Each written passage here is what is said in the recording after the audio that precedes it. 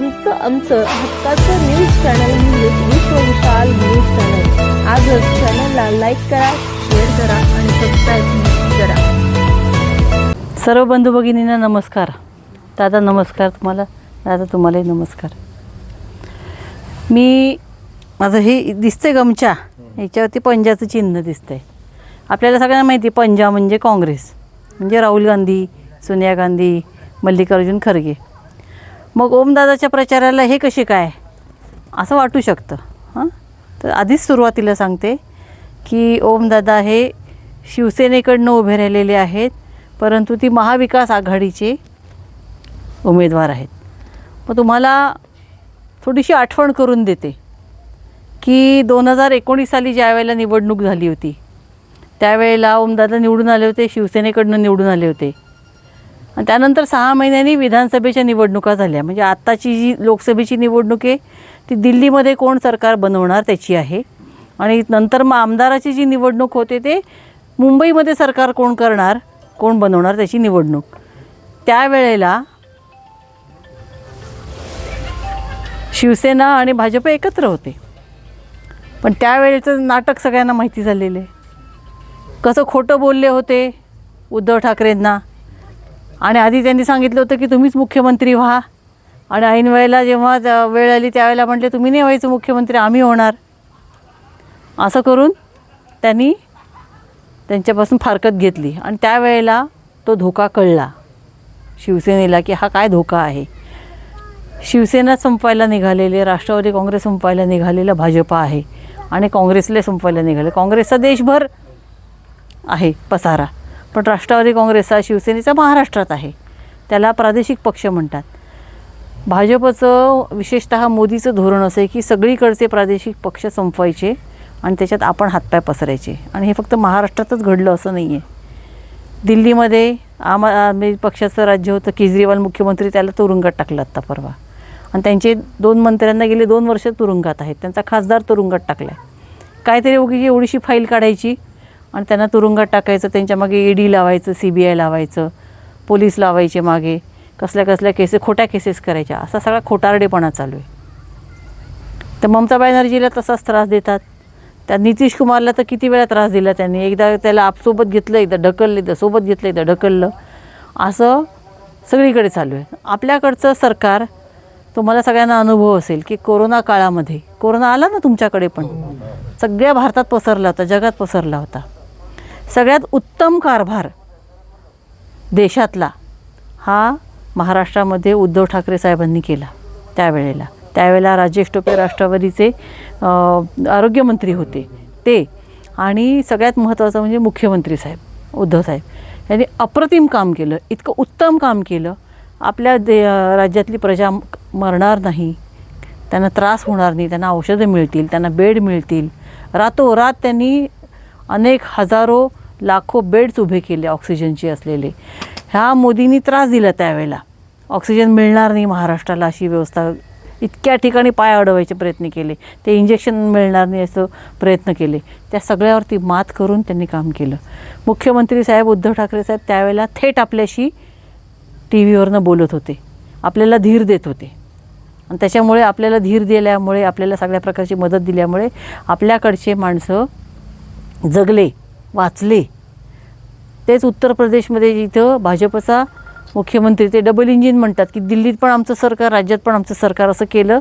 त्या सगळ्या राज्यांमध्ये जिथं राज्यात पण भाजपचं सरकार आहे तिथं किती मेल्याची गणतीच नाही. त्याचे फोटो तुम्हाला आता बायकांना कदाचित बघायला मिळाले असतील. अहो, त्या स्मशानभूमीला विश्रांतीच नव्हती प्रेत जाळायला. एका माणसाचं जाळलं प्रेत केलं की दुसरं, त्याच्या जागेवर नंबर लावून लोक उभे. त्यांनी रडायचं का व्यवस्था करायची, का दुसरा माणूस ॲडमिट आहे त्याची काळजी करायची. या सगळ्या संकटातून आपल्याला ज्या अतिशय उत्तम पद्धतीने आपल्याला उद्धव ठाकरेंनी काढलं बाहेर, त्यांचे उपकार आपण कधी विसरायचे नाहीत. त्या माणसाचे एवढे आपल्यावरती उपकार आहेत. आपण जे आज जिवंत राहिलोत, आपण कोरोना होऊनसुद्धा, त्याच्यामागे त्या माणसाचं श्रेय आहे, त्याची कळकळ आहे, तळमळ आहे त्यांची खूप. स्वतः आजारी असतानासुद्धा त्यांनी प्रयत्न करून 24 तास नाही, 48 दिवसाचे 48 तास काम करून केले.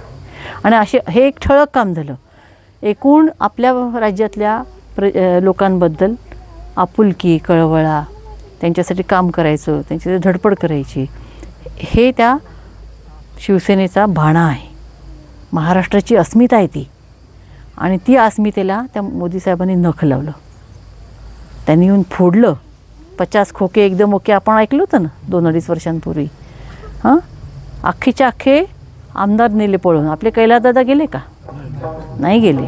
आपले ओमदादा गेले का? एकनिष्ठ राहिले. आपल्या विचारांशी, आपल्या नेत्याशी एकनिष्ठ राहिले. आणि त्याची आजच्या घडीला त्याचं कौतुक करणं, त्यांच्या पाठीशी राहणं हे आपलं काम आहे. आणि ह्या पाड्यापाडीच्या राजकारणामध्ये हे फक्त महाराष्ट्रात घडलेलं नाही, हे देशात सगळीकडे घडलेलं आहे. ही एक बाजू. दुसरी गोष्ट, मोदींची भाषणं सगळीकडे जर आपण बघितली, ते काय म्हणतात, गेल्या 70 वर्षात काय झालं, आणि 2047 साली जेव्हा आपल्या देशाला स्वातंत्र्य मिळाल्यानंतर 100 वर्ष होतील तेव्हा काय घडणार आहे ह्याच्याबद्दल बोलतात. म्हणजे इतिहासाचं बोलतात आणि भविष्यातलं लांब कुठलं तरी बोलतात, जेव्हा कदाचित आम्ही जिवंत पण असणार नाहीत त्यावेळेला. हां, ही ताई असेल, पण बाकीच्यांचं काय, एवढं लांबचं सांगतात. पण त्यांनी स्वतः गेल्या 10 वर्षात काय केलं ह्याच्याबद्दल चकार शब्द बोलत नाहीत. सत्तेवर येताना काय म्हणले त्यातले एकसुद्धा वचन पूर्ण केले नाही. आपण अजून त्याची वाट बघतोय, आपल्या खात्यामध्ये 15 लाख रुपये येऊन पडतील म्हणून. एक रुपयासुद्धा पडला नाही. सोयाबीनचा भाव तर ओमदादा सांगतात सगळ्या भाषणांमध्ये, सोयाबीनच्या भावाचं तुम्हाला माहिती आहे. सगळ्याचे म्हणजे सगळ्यामध्ये तुमचे भाव पाडायचे, तुम्हाला कमी भावात विकायला लावायचं, तुमची नुकसानी करायची आणि नंतर खात्यामध्ये 500 रुपये टाकायचे महिन्याला. हां, वर्षाला 6,000 रुपये. आपण त्याला म्हणणं आले की पैसे आपण बुडवले, किती लाखात बुडवले आणि दिले 4-5 हजार. असं आहे ना सगळं. हां, म्हणजे बरं, हे ते त्यांना कळत नाही व्यवहारातलं, असं काही आहे का? त्यांना सगळं कळतं. पण त्यांना काय घडवायचं आहे तुम्ही बघा. गेल्या 10 वर्षामध्ये नोटबंदी तर आठवत असेल ना तुम्हाला? हां, विसरला हो, नोटबंदी विसरला होता ही. अहो, बायकांनी हात खर्चाला दिलेले पैसे एवढे जपू जपू जपू जपू ठेवलेले डब्यामध्ये राहिले. अजून सापडतील नोटा, अजून 500ची नोट सापडू शकते, अजून 1000ची नोट सापडू शकते, आहे का नाही? हां हां, आपण कुठे ठेवल्या त्या? डब्यात ठेवल्या त्या. ऐन वेळेला कामाला याव्या, कोणाचा आजारपण आहे, दवाखाना आहे, काही आहे, काही निघालं, कार्य निघालं घरात, काही फी भरायची आहे.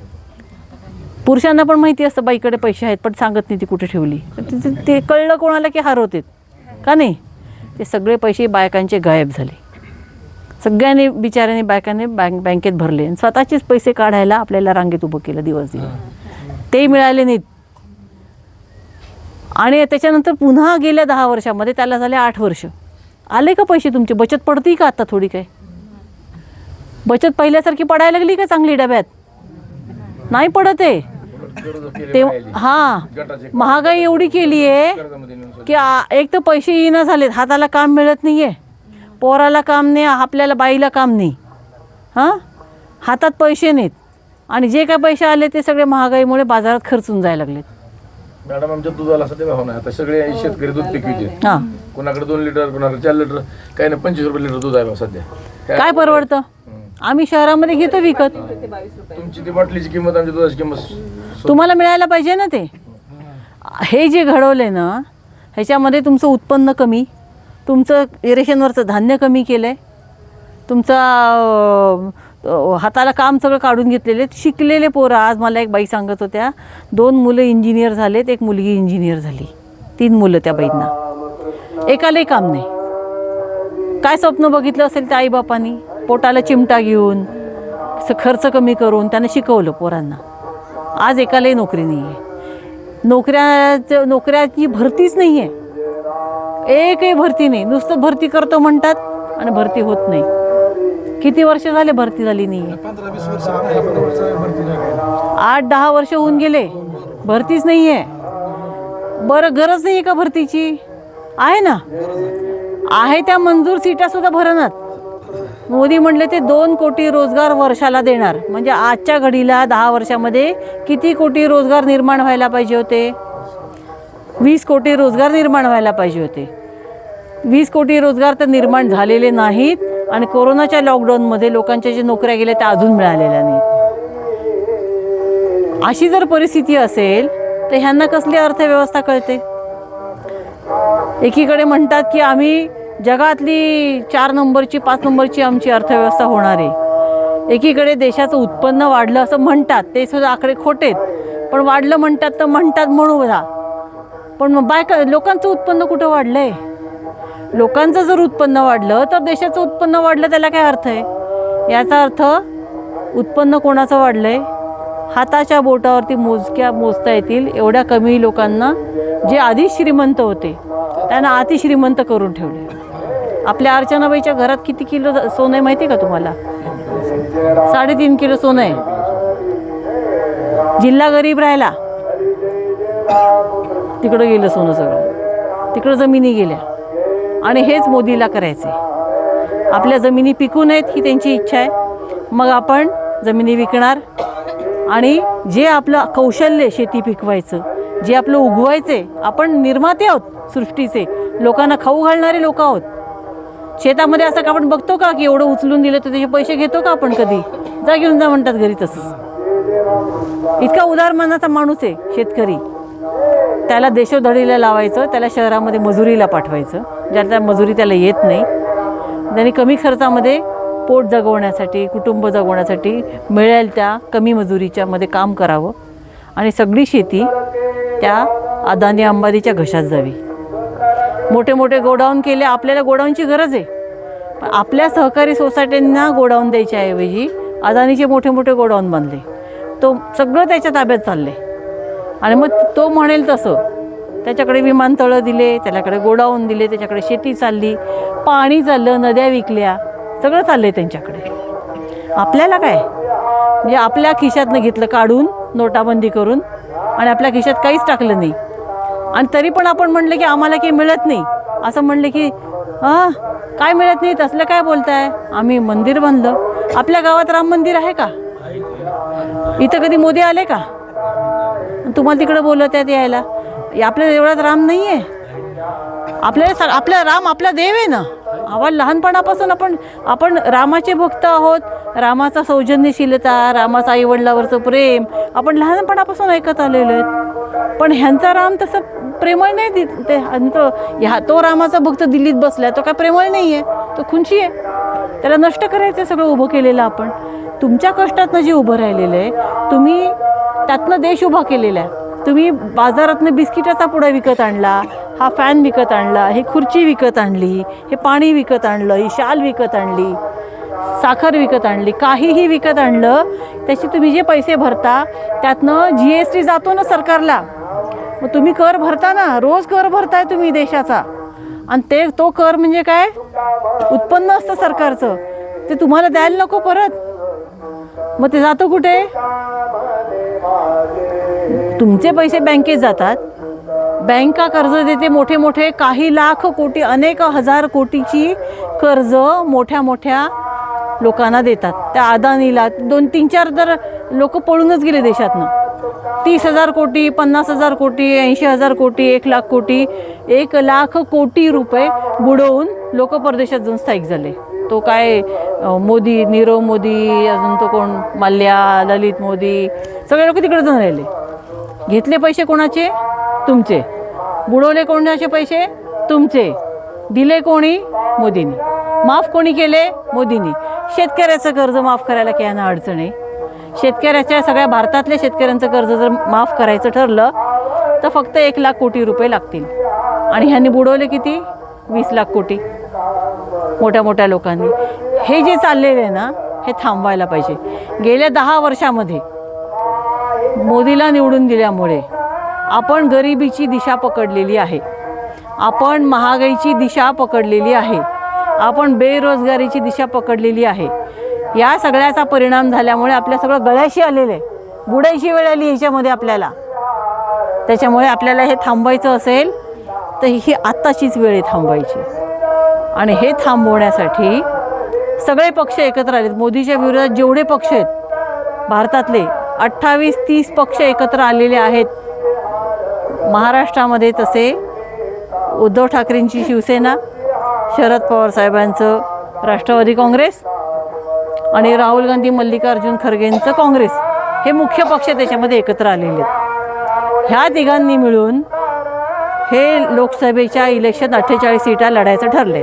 आता आपल्याकडे ओमदादा उभे आहेत, त्यांचं चिन्ह आहे मशाल. शेजारी सोलापूरमध्ये प्रणितीताई शिंदे उभे आहेत, त्यांचं चिन्ह आहे पंजा. आता तिथं मशालीचे लोक प्रचार करतात, तसंच इथे पंजाचे लोक प्रचार करतात. एवढं लक्षात घ्यायचं.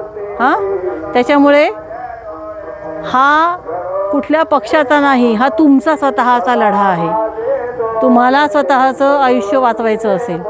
ही पोरगी अजून नोकरीला लागली नाही, हे बारके बारके पोरगे इथं बसलेत, ह्यांचं अजून भविष्य घडायचं आहे. हे बारकं पोरगं, ह्यांचं आयुष्य जर मातीत घालायचं नसेल, ह्यांना चांगलं भवितव्य द्यायचं असेल, चांगली शेती, चांगलं शिक्षण, चांगलं आरोग्य, चांगली नोकरी, सुखासमाधानाचं आयुष्य मिळवायचं असेल तर तिकडं वरती त्या मोदीची सत्ता उलथून पाडावी लागते. आणि ती मोदीची सत्ता उलथून पाडायची असेल तर इथं ओमदादाला निवडून द्यावं लागते. हे लक्षात घ्या.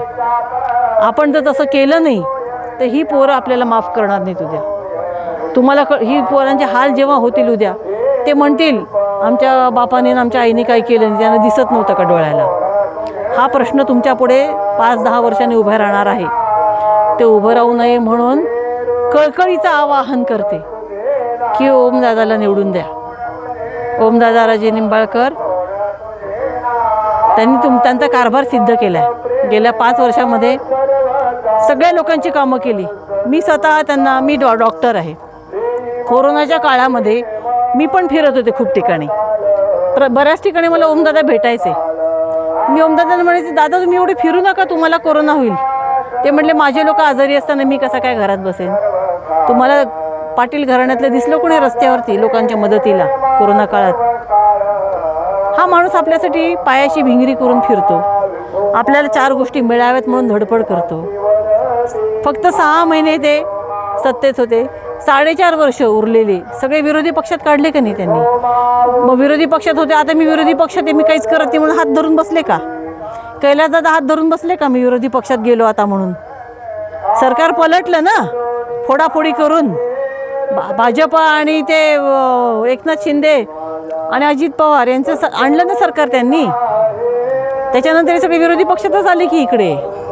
मग विरोधी पक्षात आल्यानंतर त्यांनी काम थांबवलं का? त्यांना जो निधी मिळतो त्यातनं कामं केली ना तुमची, ती तळमळ आपण ओळखायला हवी. अशा लोकांच्या पाठीशी आपण उभं राहायला पाहिजे, जे विचारांना एकनिष्ठ आहेत, जे सर्वसामान्यांना सोबत घेऊन जातात, जे प्रत्येकाच्या बाजूचा विचार करतात. ह्यांना काय मिळायला हवं, ह्यांची कसं मदत होईल, ह्यांना कसा आराम मिळेल, ह्यांना कसं काहीतरी त्यांचं आयुष्य उभं राहील, अशा प्रकारची कामं करण्यासाठी जे पुढाकार घेतात, जिथं आपलं आयुष्य पणाला लावतात, वणवण फिरतात, त्या अशा लोकांच्या पाठीशी आपण उभं राहायला हवं. राहता राहिली गोष्ट आता शरद पवार साहेबांची. शरद पवार साहेब वयाच्या 85व्या वर्षी आजही सगळीकडे फिरत आहेत. त्यांना किती मोठं दुःख झालं असेल. आपला पक्ष फोडला, आपलं चिन्ह नेलं. उद्धव ठाकरेंचं तसंच, पक्ष फोडला, सत्ता गेली, चिन्ह नेलं, सगळंच नेलं ना त्यांनी. असं ओरबाडूनच नेलं. मोदी साहेबांना भलताच आनंद झाला, आता संपलं यांचं सगळं. संपलं का? उलट तेवढे ताकदीने उभे राहिले. उद्धव ठाकरे साहेब आजारी असताना, पाठीच्या मणक्याचं ऑपरेशन झालेलं असताना जनतेला नमस्कार करतात, लोटांगण घालतात. सोपी गोष्ट नाही आहे, तुम्ही घालून बघा. शरद पवार साहेब वयाच्या 85व्या वर्षी तोंडाचा कॅन्सर झालेला असताना, तब्येत साथ देत नसताना सगळीकडे फिरत आहेत. किती ठिकाणी त्यांच्या सभा होत आहेत आणि लोक ऐकायला येतात त्यांच्या. राहुल गांधींची भारत जोडो यात्रा झाली. मी गेले होते तेव्हा पूर्ण महाराष्ट्रामध्ये 15 दिवस मी चालले. त्याच्यानंतर न्याय यात्रा झाली आत्ता परवा मणिपूरपासून. मणिपूरमध्ये जो हिंसाचार गेले 1 वर्षभर चालू आहे. बायकांना नग्न करून रस्त्यावरनं त्यांना फिरून छेड काढली जाते आहे. एक व्हिडिओ त्याचा बाहेर आला. ही घटना घडली गेल्या वर्षी मेमध्ये. त्याचे व्हिडिओ आला जुलैमध्ये, ऑगस्टमध्ये सगळीकडे पसरला. त्यांनी नेट पण बंद करून ठेवलं. त्याच्यानंतर जी राहुल गांधी जाऊन आले मणिपूरला, पण मोदी एकदा मणिपूर शब्दाचा म पण बोलले नाहीत. ही यांची नारी शक्ती. असलं काय कामाचं आहे? आमच्या लेकी बाळांवरती अत्याचार होतोय, त्यांच्याबद्दल हे काही करणार नाही. बलात्कारी ते ना सोडतात आणि ते सोडल्यानंतर तिच्या माळा घालून स्वागत करतात यांच्या पक्षातले लोक. त्यांचे आमदार बलात्कार करतात तिथे आणि त्यांना काही होत नाही, FIR दाखल होत नाही. हे काय चाललंय? शिक्षण एवढं महाग करून ठेवले, काय चाललंय? हे सगळं बदलायचं तुमच्या हातात आहे. आता इथून ओमदादा निवडून गेल्यानंतर तिथं जे काँग्रेसचं सरकार येईल त्याच्यामध्ये शिवसेनेचे लोक असतील, राष्ट्रवादी काँग्रेसचे शरद पवार साहेबांचे लोक असतील, काँग्रेसचे लोक असतील, ममता बॅनर्जीचे लोक असतील, सगळे असतील. काँग्रेसने जे हमीपत्र दिलेलं आहे, घोषणापत्र, त्याच्यात 5 महत्त्वाच्या गोष्टी आहेत. तेवढ्या मी तुम्हाला थोडक्यात सांगते. त्या 5 महत्त्वाच्या गोष्टी आहेत. न्यायपत्र म्हणले त्याने. न्याय, अन्याय होतोय तो दूर करून आम्ही न्याय करणार. गरीब कुटुंबामध्ये जी कोणी सिनियर महिला असेल, ज्येष्ठ महिला असेल, तिच्या नावाने वर्षाला 1 लाख रुपये मिळणार. हां, जे मुलं शिकलेले आहेत पण त्यांना नोकऱ्या मिळत नाही आहेत, हातात कौशल्य कमी आहे, त्यांना 1 वर्षासाठी 1 लाख रुपये देणार आणि त्यांना ट्रेनिंग देणार. त्यांना हाताला काम मिळेल असं एवढं चांगल्या दर्जाचं ट्रेनिंग देणार. त्याला अप्रेंटिसशिप म्हणतात, म्हणजे मेहनताना किंवा काय त्याचं स्टायपेंड म्हणतात तसं देणार. शेतकऱ्यांसाठी वेगळा आयोग स्थापन करणार. नंतर शेतीमालाला योग्य भाव मिळावा म्हणून त्याच्यासाठी जी गॅरंटी असते, MSP म्हणतात ना, किमान हमी भाव, त्याचा कायदा करणार. एकदा कायदा केला की कायद्याने द्यावं लागते. आणि आपण जे जे काही सगळं पिकवतो त्या सगळ्या पिकांसाठी MSP असणार आहे. ही खूप महत्त्वाची गोष्ट. बियाण्याची अडचण असेल, खतांची अडचण असेल, पाण्याची अडचण असेल, बाजारपेठेची अडचण असेल, या सगळ्या अडचणी सोडवण्यासाठी एक वेगळा आयोग स्थापन करणार आहे. हे लक्षात घ्या. आणि अजून बाकीच्या बऱ्याच गोष्टी आहेत, पण या महत्त्वाच्या गोष्टी मला तुम्हाला सांगायच्या आहेत. अजून एक महत्त्वाची गोष्ट म्हणजे आपल्याकडे जातीनिहाय जनगणना करणार आहे. काँग्रेसच्या पुढाकारातनं स्थापन झालेलं केंद्र सरकारमध्ये जातीनिहाय जनगणना होणार आणि ज्याची जेवढी आरक्षणाची मर्यादा काढून टाकणार. सध्या आरक्षणाला 50% मर्यादा आहे, 50%पेक्षा जास्त आरक्षण देता येत नाही. हा कायदासुद्धा मोदींना बदलणं शक्य होतं, पण मोदींनी बदलला नाही. आपण ते करणार आहोत आणि ह्या सगळ्या गोष्टी घडाव्यात म्हणून आपण मतदान करायचे. किती तारखेला मतदान आहे? किती तारखेला आहे? 7 तारखेला मतदान आहे. आत्ता येत्या 7 तारखेला सकाळी लवकर जायचं मतदान केंद्रावरती.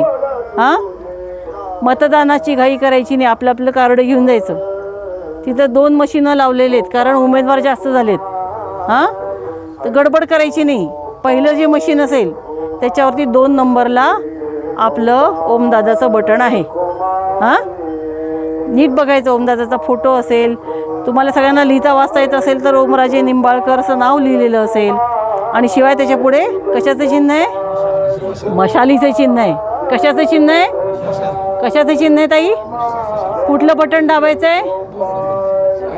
कोणतं बटन दाबणार? ओमदादाला निवडून तर द्यायचं, बटन कोणतं दाबणार? हां, कोणतं बटन दाबणार? ओमदादाला निवडून द्यायचंय. ठरलं आपलं? ठरलं का? कोणतं बटन दाबणार? इथं जोरात बोलायला लागते जाऊन तिथे गल्लीत. मशालीचं बटन दाबायचं. बटन दाबल्यावर आवाज येतो ना, कुई आवाज येतो, लगे निघायचं नाही. त्याच्या बाजूला एक मशीन ठेवलेलं असते, एक बॉक्स ठेवले, दुसरं मशीन आहे, त्याला VVPAT म्हणतात. त्याचं नाव कळलं नाही तरी चालते. त्याच्यासाठी एक छोटी खिडकी आहे तिथे. त्या खिडकीमध्ये 7 सेकंदासाठी, 7 सेकंद म्हणजे 1 2 3 4 5 6 7 इतका वेळ एक चिठ्ठी दिसणार तुम्हाला. तुम्ही ज्याला मतदान केले, जे मशालीचं बटन दाबले, तिथं पण मशाल दिसते का बघायचं. इथं तुम्ही मशाल दाबलं आणि तिकडं दुसरं चिन्ह आलं तर लगेच सांगायचं हे चुकीचं मतदान पडायला लागले, हे बदला, मला पुन्हा मतदान करायला द्या. जोपर्यंत मशालीचं चिन्हाला मशालीचं चित्र उमटत नाही तोपर्यंत तिथं हलायचं नाही. तोपर्यंत मतदान तुमचं पूर्ण झालेलं नसतं. नाही तर बटन दाबून निघून जाचाल. अगं माया लोक काय म्हणतील की मला किती वेळ करते मतदान, असं कोणतरी बाया म्हणतील. याला अजिबात घाबरायचं नाही. हां, आपलं आपलं मतदान नीटच टाकून यायचं तिथनं, कळलं? ते लवकर लवकर करा, जास्तीत जास्त संख्येने मतदान करा आणि सगळं मतदान ओमदादांच्या बाजूनी करा. ओमदादांना निवडून द्या, उद्धव ठाकरेंना निवडून द्या, राहुल गांधीला निवडून द्या, शरद पवार साहेबांना निवडून द्या. मशाल चिन्हाचं बटन दाबून एवढी विनंती करायला मिळाले. कळकळीची विनंती करते, आपली परिस्थिती बदलायची असेल आत्ताची वाईट परिस्थिती, तर ह्याला दुसरा पर्याय नाही आहे. आम्ही त्याला म्हणतो हात बदलेगा हालात. आपली परिस्थिती बदलायची असेल तर हातामध्ये धरलेली मशाल, हां, आणि वाजवायची विजयाची तुतारी, असं आपल्याला करायचं आहे. तुतारी कोणाचं चिन्ह आहे? शरद पवार साहेबांचं चिन्ह आहे. इथं तुतारीचं चिन्ह तुम्हाला मशीनवर दिसणार नाही, इथं तुम्हाला पंजाचं चिन्ह मशीनवर दिसणार नाही, पण या सगळ्या चिन्हांचं एकच चिन्ह कोणतं? मशाल. हां, धन्यवाद. तुमचं आमचं हक्काचं न्यूज चॅनल म्हणजेच विश्व विशाल न्यूज चॅनल. आजच चॅनलला लाईक करा, शेअर करा आणि सबस्क्राईब